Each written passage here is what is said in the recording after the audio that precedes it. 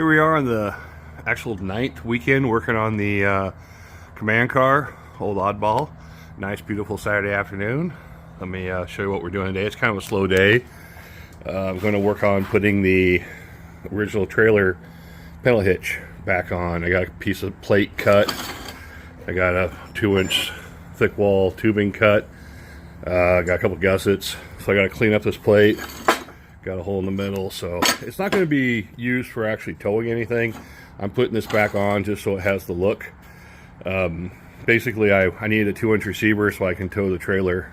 We have a 16-foot trailer that people sit on for parades. So, but I still want to keep the look of the original, so I'm just making a receiver hitch and bolting this to it, so it'll kind of keep some of the original looks. I'll show you when I get done, because I really don't want to hold my camera while I'm grinding and welding, because I'm just not that good. Alright, check back later.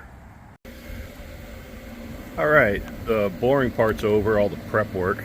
Now it's time to fire up the Vulcan 215 Harbor Freight MIG welder and start tacking this in.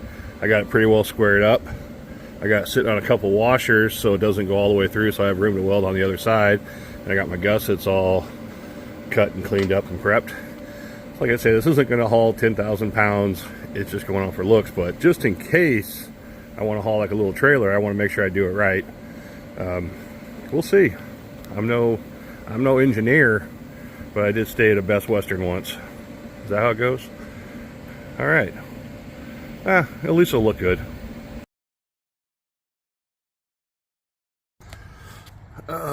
And that sun is just right there. Let's scooch down a little bit. All right, we're at the back of 1941 Dodge command car, old oddball here. One of the things I was working on over the last couple weeks, this is like weekend number 9 since I got the truck, is I needed to change out the rear hitch so I can accommodate a ball hitch for pulling our trailer in the parades. So I took off the pintle hitch. I bought one of these Harbor Freight receivers, put a plate on top of it, drilled through it to use the same holes that were already there. Then I put a piece of 2-inch angle, blah, blah, blah, weld, grind, and drill. So it's using the 4 existing holes, plus I put 2 more up here. And like I say, it's not going to hold a lot of weight, but it's got plenty of strength for what's going to be pulled behind it. So let's show you what we got.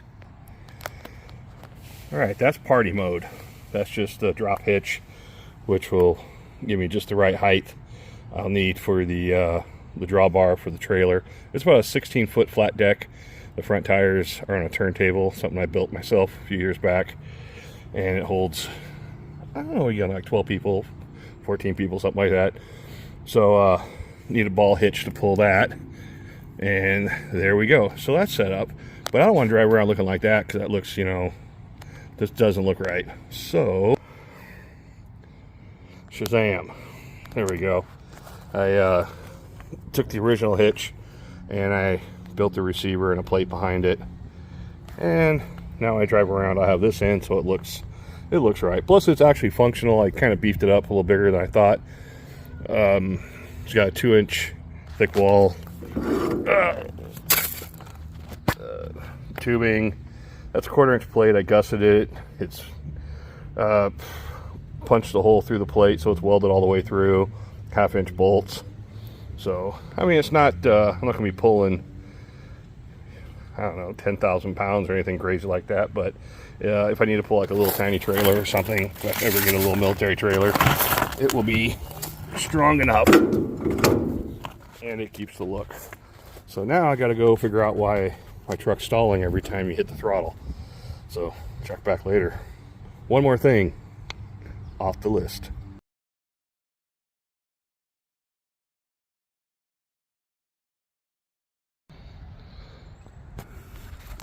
Well, today didn't go as planned. Wait, is this? Let me clean you off there. All right. Well, I thought today I'd just be able to come out here, fire up the truck, take it for a drive, because I got everything done, I thought, that I wanted to get done. but having a problem every time it idles fine, but when I took my foot off the throttle, or when I put my foot on the throttle, it would just die. So I took the carburetor off, and I was kind of curious on how the governor works. Get a shot here. Apparently someone before me had taken the flap off the governor, so the governor is just a spacer, which is cool. I'm gonna leave that alone, not gonna mess with it. It was working, not gonna change it. So I got the carburetor off, and let's mosey on over here, and got the top off, and what don't I see happening? Yep, the accelerator pump, nothing squirted out of that hole, so that's why she's dying. So I am going to go online and look for a carburetor kit and rebuild this. What do you got here? It's a Carter carburetor D6A2. Pretty simple little thing here, not much to it, but unless you have all the proper pieces, it's not going to work. So I'll put that back together and go put it in the garage and get online and see what I can find. Also ordered a battery disconnect switch, because right now what I'm doing is I'm just reaching in here and taking the battery cable off while it's sitting. So I think I'm just gonna, you can see this, mount this somewhere underneath the seat, kind of a little bit out of the way. But I need to get another cable. I'll look through all my stuff. I probably have one somewhere, so why spend the money if I don't need to? And then I currently got a solar thing going to keep her charged. But that's the delay for today is not getting any go-go juice. And yeah, I still got to work on making a bracket. I think I might work on that now. I'm going to come off the back of this bolt on the alternator, and if you see, there's a bolt right there on the motor. So I'm going to make an L bracket and then come on up and bolt to that, and I'll eliminate having to have a ground wire, because that's just grounded. It's actually already grounded. But this I noticed here, this top alternator bracket, really thin, really thin. When you start it up, it kind of, alternator kind of shakes into the fan. So I guess it was good in a pinch, but I definitely want to swap that out, make it a little more better. So, and then yeah, like the oil lines here, I want to change those, and just little things make them more reliable as we go along. So, all right, well, I guess that's it for today. I'm gonna take the carburetor in the garage and hit it with a hammer a few times, see what happens. Talk to you later. All right, here it is, weekend number 9, wrapping it up. So back in the garage here in the old shopperoonie. Got a little bit done yesterday, got the hitch all done, got a little bit of video on that, but today was trying to figure out why the truck was stalling. Last weekend I was a little disappointed, got all the brakes and everything done, U-joints, drive shafts were all put back in, all the oils changed, transmission sealed, blah, blah, blah, blah, blah. Hop in it, take it for a test drive, and blah, it just died. Every time I hit the throttle, it died. Idle fine, but it died. So this weekend I decided to get my carburetor tuning kit out, hook up the laptop, and it said check single barrel carburetor. So I took it apart, and what I found was, I think I mentioned it earlier, but I can actually show you now. The right here is the oh, here we go. Right here is the plunger for the accelerator pump, and if you watch closely, this is supposed to, see that fluid coming out there? See that? Well, it wasn't doing that. This little orifice here was clogged. So what I did is I stripped a piece of copper wire, got a little tiny piece of copper wire, put it in these little clip here, and I just kept forcing it in and out and around and try to come in the other direction, and a little bit of carb cleaner, a little brake clean, a little carb cleaner, a little Simple Green, a little Bud Light, and finally whatever was in there, I was able to push it out and it cleared it. So everything's flowing smooth. It's nice to know when you find the problem. Sometimes you can have a problem, take things apart, put it back together, the problem's fixed, and you really don't know exactly what it was. But this time, that was it. So, I got the carburetor apart. I got to clean up a few things on it tomorrow.